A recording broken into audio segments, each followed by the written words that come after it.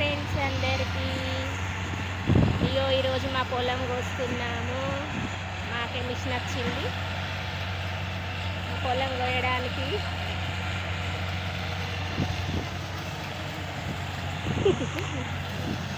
మా పొలం కోస్తుంది, మిషన్ వచ్చింది ఫ్రెండ్స్. చూడండి, మా పొలం అయితే అసలు ఎండుగానే గట్టిగానే ఉంది. కాకపోతే టైర్ల మిషన్ వెళ్తుంది, కానీ పక్క పొట్టి వేరే వాళ్ళకి సైడ్ మిషన్ అచ్చుట్లో మేము కూడా సైడ్ మిషన్ తోట కోపించుకుంటున్నాము.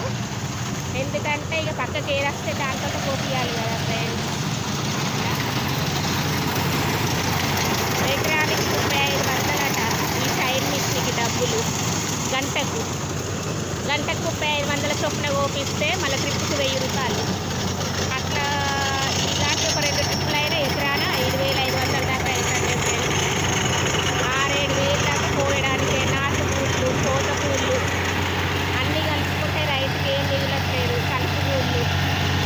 కానీ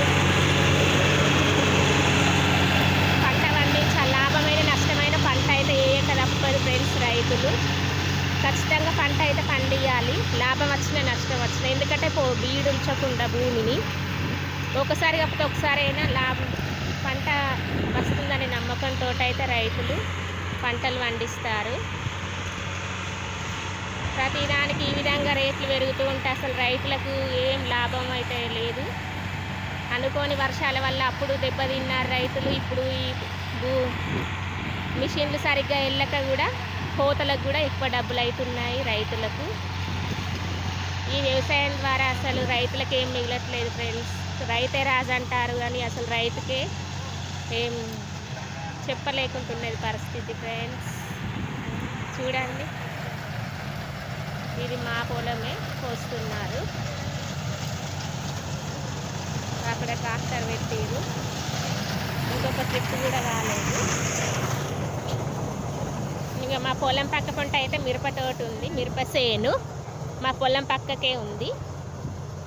ఇక మిరప చెట్లు చాలా బాగున్నాయి. ఇప్పుడే పూతకు వచ్చే టైం.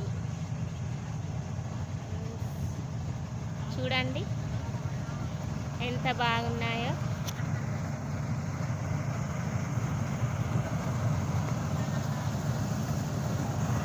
ఓకే మరి ఫ్రెండ్స్, బాయ్ ఫ్రెండ్స్.